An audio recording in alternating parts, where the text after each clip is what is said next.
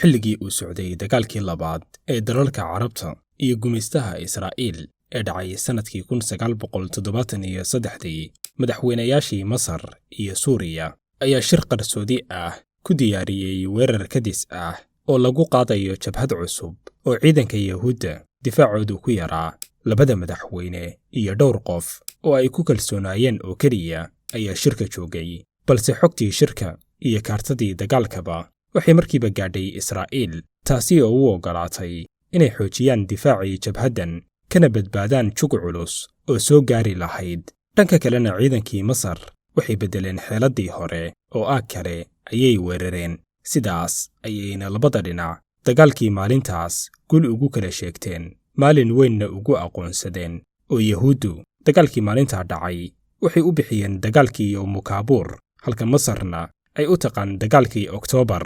Haddaba waxaa jira shakhsi aad madaxweynaha Masar uga agdhowaa oo labada dhinacba sirta u kala gudbin jiray. Masar wuxuu u ahaa cabqari sirdoon oo Yahuudda siiya fariimo qaldan halka Israa'iil ay u taqaanay jaasuus daacad ah oo iyaga la shaqeeya. Qofka sidaa muranka u dhaliyey laguna wareeray waa ninkan la oran jiray Ashraf Marwan oo uu saddex u ahaa madaxweynihii Masar Jamaal Cabdinaasir. Wuxuu caan ku ahaa inuu ahaa siyaasi cabqari ah maalqabeen hubka ka ganacsada iyo sida looga shaki qabay jaasuus laba kaarle ah. Muuqaalkeenna maanta ayaynu ku ogaan doonaa sirta ka dambaysa ninkan.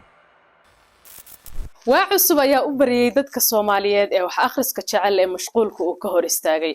Application-ka Ifiye Somali Audio Books waxaad ka dhageysan kartaa isla buugaagtii aad jecleyd inaad akhrisato oo maqal ah oo af Soomaaliya oo dhammaystiran. maanta wixii ka dambeeya adoo safarkaaga iyo shaqadaada ku jira ayaad dhageysan kartaa buugaagta. hadda kala soo deg application-ka Ifiye App Store iyo Play Store. sanadkii 2007 xaafad ay degan yihiin dadka hantiilayaasha ah oo ku taala magaalada London xilli indhaha saxaafaddu ay ku sii jeedaan iscaasilaadda ra'iisul wasaarihii Ingiriiska Tony Blair. guri ka mid ah guryaha ugu qaalisan magaaladan ayaa waxaa dabaqa shanaad ka soo dhacay nin da ahaan 65 sano jir ah kana mid ahaa maalqabeennadii London, siyaasi muddo dheer ku dhex jiray maamuladii kala dambeeyey ee Masar, sidoo kalena ahaa nin caan ku ah ka ganacsiga hubka. dhanka kalena lahaa weji muran badan uu ku jiro waa Ashraf Marwan, maalqabeen Masri ah siyaasadda Masar soo galay isaga oo da'yar xidid la noqday madaxweynihii xilliga aadna uu ahaa shakhsi kalsooni badan ku dhex lahaa qasriga looga taliyo Masar. markii uu dhintay waxaa soo baxday isqabsi dhex maray Masar iyo Israa'iil. dowladda Masar iyo qoyskiisuba waxay geeridiisa ku eedeeyeen sirdoonka Mossad. Marwanna waxay Masar u aqoonsatay inuu ahaa geesi dalkiisa badbaadiyey xilli adagna dhagar u geystay maamulka Yahuudda halka Israa'iil ay ku eedeysay inay dileen sirdoonka Masar. Marwanna uu ahaa shakhsi iyaga la shaqayn jiray iyo jaasuus daacad ah. booliiska London waxay geeridiisa ku sheegeen inay ahayd mid uu isagu dabaqa iska soo tuuray, sidaas ayaana galkiisii lagu xiray. haddaba maxaa arrinta Ashraf Marwan ka dhigay mid muran leh? sidee Masar geesi ugu aragtaa nin ay Israa'iil u taqaan jaasuus daacad ah oo aan marnaba qiyaamin? Moxamed Ashraf Marwan waxa uu ka soo jeeday qoys milgo iyo qadarin badan ku dhex lahaa dalka Masar. awowgii waxa uu ahaa qaadiga ugu sareeya maxkamadaha Masar. aabihiina wuxuu ahaa sarkaal darajada sareeya guuto ka gaaray ciidanka militariga Masar, ku-xigeenna ka noqday ciidanka ilaalada qaranka. hooyadiina waxay ka soo jeeday qoyska maalqabeenka ah ee loo yaqaan reer Alfayid. markuu jaamacadda ka baxay wuxuu ku biiray ciidanka militariga wuxuuna qaatay darajada xidigle. xarun yar oo sportis ah ayay isku barteen gabar u dhalay madaxweynihii xilliga hogaaminayay Masar ee Jamaal Cabdinaasir. muddo yar kadibna Jamaal isagoo ixtiraamaya qoyska uu ka soo jeedo Marwan wuxuu ogolaaday inuu u guuriyo gabadhiisa. kadibna Marwan waxa uu ka soo tegay shaqadii ciidanka wuxuuna ka hawl bilaabay xafiiskii madaxweynaha. in kasta oo uu xafiis hoose oo madaxtooyada ka tirsan uu ka shaqaynayay, haddana wuxuu ahaa shakhsi aad ugu dhow madaxweynaha. waqtiyada qaarna wuxuuba u dhaqmi jiray sida xoghayaha madaxweynaha. shakhsiyan waxa uu ahaa nin dhalinyaro ah oo aad u caqli badan, si fududna u fahmayay siyaasadda iyo shaqada madaxtooyada. waxaaba dhici jirtay inuu qayb ka noqdo shirarka xasaasiga ah maadaama madaxweynuhu kalsooni badan uu u muujiyeyna ma jirin wax borotokool ah oo celin jiray ninkan. xilliyada fasaxana waxa uu u tamashla tegi jiray magaalada London, welibana goobaha ugu qaalisan. Safaradiisa badan ee London waa meesha ay ka bilaabanayaan sheekooyinka wareerka iyo xujo furidda u baahan ee Marwan. Dhinac waa sida ay Masar u qortay taariikhdiisa iyo wejiga ay u yeeshay shakiga baahsan ee ku gaadaaman nolosha Marwan. Dhanka kalena waa sida lagu qoray wargeysyada caalamiga ah, sida kuwa taabacsan Israa'iil iyo xigashada ugu weyn ee laga hayo sida Marwan jaasuus Israa'iili ah uu ku noqday, oo ah buug uu qoray professor Israa'iili ah oo mar ka tirsanaa wasaaradda arrimaha dibadda Israa'iil, kaas oo uu ku soo gudbiyey qoraal uu sameeyey hoggaankii Mossad ee xilligaas. Wargeyska The Guardian oo si weyn u taageera Israa'iil waxa uu Marwan ku tilmaamay jaasuuskii ugu saamaynta badnaa qarnigii 20aad. Wargeyska oo soo xiganaya madaxii Mossad howlgalladeeda Yurub ee xilligaas ayaa sheegay in Marwan ay muddo la socdeen dhaqdhaqaaqiisa iyo dabeecadihiisa, uuna ahaa qof ay rabeen inuu la shaqeeyo. Wuxuu ahaa qof aad u tamashlo jecel, dabcanna qarash badan ayuu u baahnaa. Isaga oo London ku sugan ayay meel kafee ah isku barteen qof ka tirsan Mossad oo Marwan u gudbiyey dalab wada shaqayn ah. Xog kasta oo uu soo gudbiyana ay bishii ku siinayaan $100,000 oo u dhiganta maanta $700,000. Marwan aad ayuu ula dhacay, waxaana lagu ballamay in bisha dambe isla halkan lagu kulmo, isaguna la yimaado wixii xog ah ee uu heli karo si loo ogaado awoodda uu u leeyahay keenidda dukumentiyada xasaasiga ah. Sidii ay filayeen ayayna noqotay. Bil kadib waxaa sidii ballantu ay ahayd London yimid Marwan oo warqado caafimaad ku soo dhex qariyey gal si toos ah looga soo qaaday xafiiska madaxweynaha Masar. Lama filaan ayay ku noqotay wakiilkii Mossad ee Yurub inay helaan qof sidaas oo dhan muhiim u ah. Dukumentiyadii uu u gudbiyeyna waxay ahaayeen kuwo sax ah. Jaasuuskan dahabiga ahna waxay ula baxeen ereyga Malaga iyo amiirkii Babylon iyo magacyo kale oo afgarasho ah. Muddo ayuuna socday xiriirkaas sirbixinta ah. Sanadkii 1970 waxaa geeriyooday Jamaal Cabdinaasir oo ahaa madaxweynihii Masar iyo sodogii Marwan, sidoo kalena ahaa derbiga adag ee uu ku tiirsanaa ninkan. Waxaa talada Masar la wareegay Anwar Saadaat oo ahaa ku-xigeenkii Jamaal, si weynna saaxiib ula ahaa. Saadaat wuxuu soo dhoweystay Marwan mudnaantii sare ee madaxtooyada iyo xaadiridda shirarka xasaasiga ahna sidiisii ayuu qayb uga ahaa. Anwar Saadaat waxa uu in badan aaminsanaa in dhulalkii Masar iyo dalalkii kale ee Carbeed ay ku lumiyeen dagaalkii 1967 ay qasab tahay in si xoog ah lagu soo celiyo marinka Gaza, buuraleyda Golan iyo gacanka Sinai. Intuba waxay ahaayeen dhulka uu ninkani baadi goobayey. Markan oo ay taladu isaga gacanta u soo gashay ayuu go'aamiyey diyaarinta dagaal xoog lagula soo laabanayo dhulkan maqan, waxaana ku taageerayay madaxweynihii Syria Xaafid al-Asad. Si wada jir ah ayayna u saxiixeen dagaalka.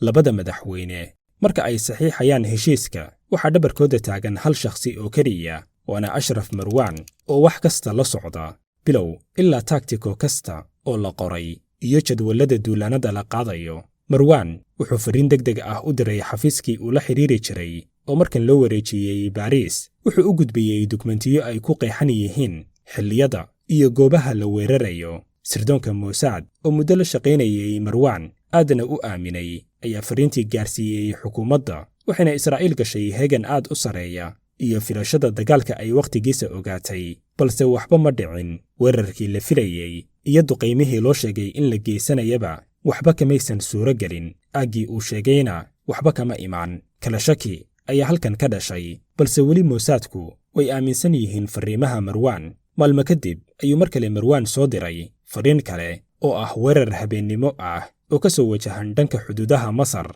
Golaha wasiirada Israa'iil ayaa aad isugu khilaafay qaadashada warka Marwan. Ugu dambaynna in la aamino oo la diyaar garoobo ayay go'aamiyeen. Weerarkii ay filayeen habeennimadii ayaa yimid xilli duhur ah oo weli diyaar garowga dhanka Yahuudda uu socdo. Aad ayaana dagaalkii maalintaas loogu jabiyey, in kasta oo ay markii dambe taageerada galbeedku awooddoodii dib u soo celisay. Haddana labada dhinacba dagaalkii maalintaas guulo ayay ku kala sheegteen. Sirdoonka Mossad markan Marwan aad ayay u aamineen, wuxuuna u noqday jaasuus daacad ah oo aad la isugu hadlayo. Aad ayayna ula dhaceen xogtiisa.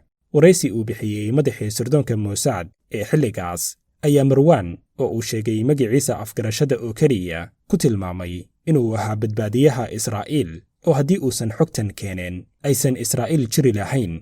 Intaas waa xogaha ay warbaahinta galbeedka iyo dukumentiyada la faafiyey ee Israa'iil ay ka qoreen Ashraf Marwan. Al-Nur Qur'an Online wuxuu ku ogeysiinayaa inuu ku hayo fursad adigoo jooga gurigaaga aad ku baran kartid Qur'aanka Kariimka ah kuna bari kartid carruurtaada. Waxay ku barayaan luqadda Carabiga, adkaarta iyo culumta shareecada. Sidoo kale haddii ilmahaagu uu ku baranayo dugsigan, waxaad fursad u helaysaa inaad adiguna si bilaash ah Qur'aanka uga baratid.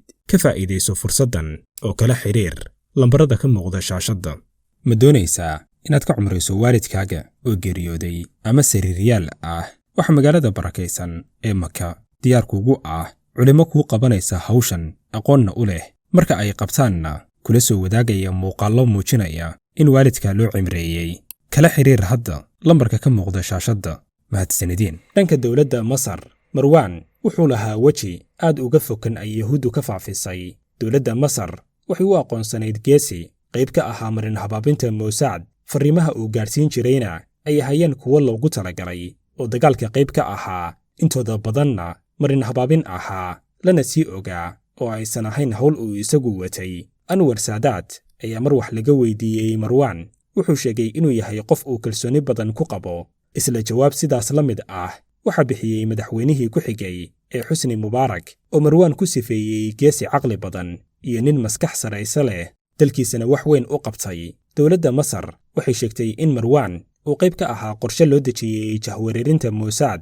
Dhammaan xiriiradii ay la soo sameeyeenna uu la wadaagi jiray sirdoonka Masar, kuwaas oo iyaguna u diyaarinayay xogo run u eg oo uu la wadaago Mossad, isaguna xiriirkooda ka faa'iidaysto oo uu xogaha dhankooda ka soo xado. Fariimihii dagaalkii Oktoobarna ay ahaayeen kuwo loogu talagalay, qayb weynna ka ahaa guusha ay ilaa maanta u dabaaldegto Masar ee loo yaqaan guushii Oktoobar.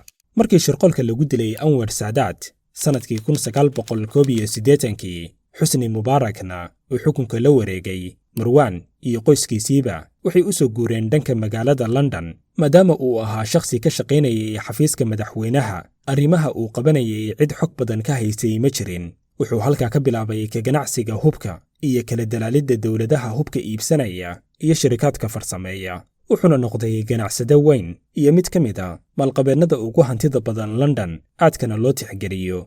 Waxa uu caan ku ahaa taageerada uu u hayo kooxda Chelsea oo uu markii dambe qayb ka iibsaday sharka kooxdan. Tan iyo markuu Masar ka soo guurayna waxa uu ahaa qof aan hor imaan saxaafadda, noloshiisuna ay qarsoon tahay.